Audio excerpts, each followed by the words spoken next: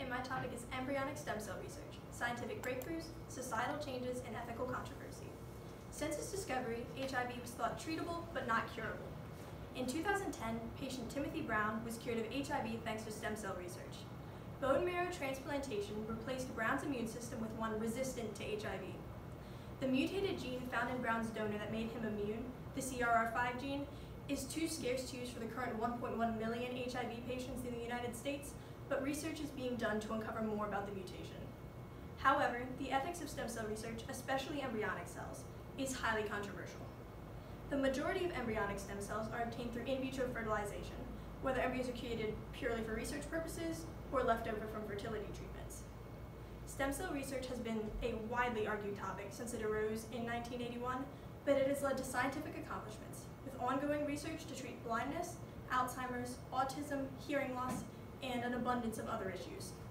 The relevance of stem cell research to modern society raises the question: should scientists be able to use human embryos created in vitro for stem cell research despite the philosophical controversy?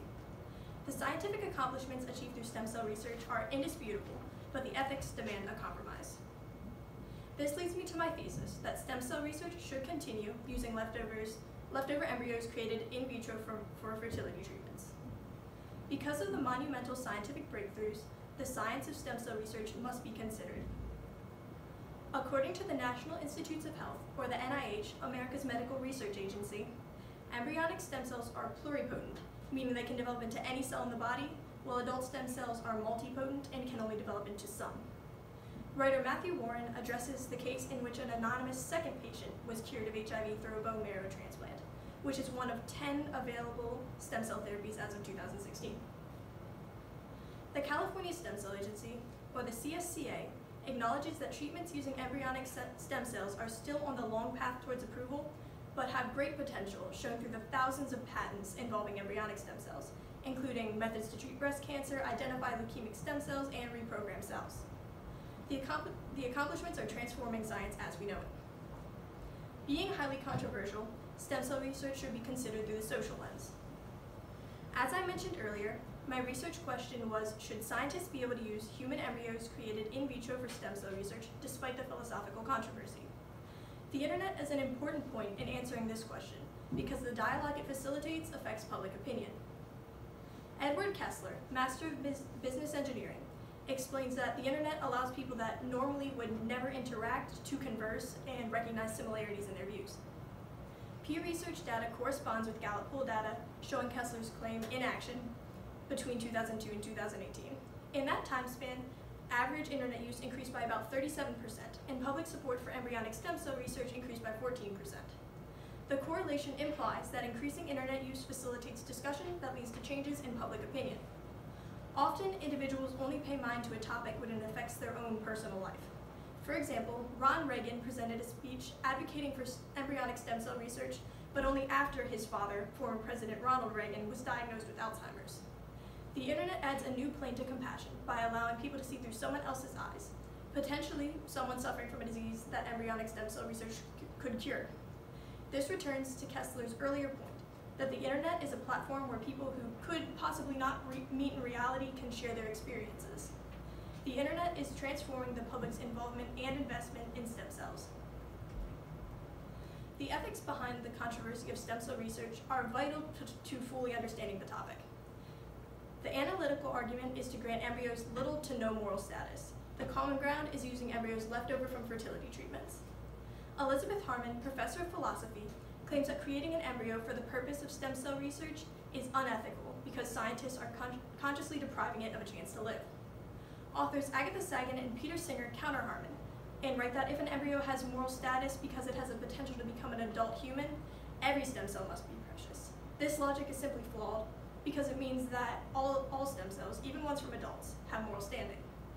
The subjectiveness of ethics makes it nearly impossible to come to a consensus, but there is a particular form of stem cell research that is most widely supported, using embryos created in vitro for parents who are biologically incapable of having children. P. Patel, author for the Journal of Medical Ethics, writes that during in vitro fertilization, multiple embryos are created, and only the healthiest is implanted into the mother. Leftover embryos are frozen for potential future use, or are discarded if the parents don't want more children. However, there are an estimated 400,000 leftover embryos in the United States that can be used for stem cell research. Harmon is more accepting of this idea, writing that although the embryo's chance to live would decrease from low to none, the embryo probably wouldn't get to live anyway. Arthur L. Kaplan, professor of bioethics, fills a gap in Patel's research. He found that of 175 in vitro fertility clinics that dispose of embryos, only 112 donate them to science. More embryos should be donated for scientific research instead of being discarded with no benefit. The opposing side believes that the creation and destruction of human embryos to obtain stem cells is unnecessary and unethical due to the existence of adult stem cells. Dr. Ingrid Kuhnle claims that the potential for adult stem cells is sufficient to use in stem cell therapy and avoids the array of ethical issues that rise from using embryonic cells. Further, the NIH mentions recently discovered cells that come from adult stem cells and are still pluripotent. However, all other adult stem cells are multipotent. Embryonic stem cells generally offer much more developmental potential, and the NIH acknowledges that no one knows yet if the two types differ in clinically significant ways. More research is necessary before these cells replace embryonic stem cells. The other aspect addresses whether it is ethical to create and destroy embryos for stem cell research, but ethics always vary due to personal philosophy and religion. The only undeniable evidence is the scientific benefits from stem cell research. Due to the controversiality of stem cell research, all aspects must be considered to reach a compromise. Jyoti Bhojwani, who has her doctoral degree at the School of Life Sciences, addresses the success in retrieving stem cell lines with one cell from multiple embryos. This process has limitations, considering that it's more tedious than traditional methods and yields less abundant results. Additionally, the embryos haven't yet survived through this process, but that could potentially be achieved with more funding. This method could resolve the ethical issue if embryos are successfully preserved during research. Sarah Chan, who has her doctorate of philosophy in bioethics, proposes extending the 14-day rule, a current regulation that mandates an embryo not be developed for greater than 14 days. Although it would be tedious to tamper with the balance of science, society, ethics, and policy, researchers could simply achieve more with more time.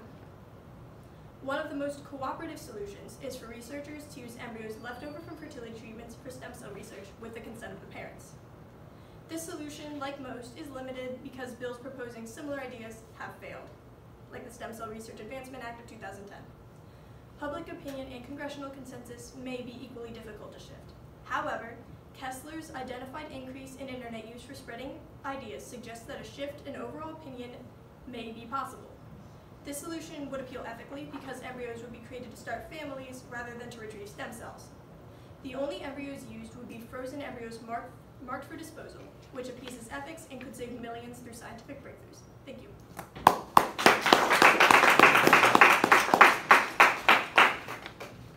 Evelyn, thank you. The first question, what evidence did you gather that you didn't use either in the paper or presentation, and why did you choose not to use it? So some of my information that I gathered that I didn't incorporate into my presentation, I originally found some sources to compare the ethics of abortion to the ethics of stem cell research, specifically creating embryos specifically to retrieve stem cells. I was going to put Stephen Griffith, author in Public Affairs Quarterly, in conversation with Elizabeth Harmon, who's a professor of philosophy, because both discuss abortion, stem cell research, embryos, and fetuses. However, with a presentation with a time limit and a paper with a word count, it was a little too complicated to be able to fit into those. Okay, thank you. And the second question, how does your conclusion respond to any of the other research or sources you examined? My conclusion responds particularly to the ethical sources I used. My conclusion was that leftover embryos from in vitro fertility treatments should be donated to science. It's actually the common ground between my sources Agatha Sagan, Peter Singer, and Elizabeth Harmon.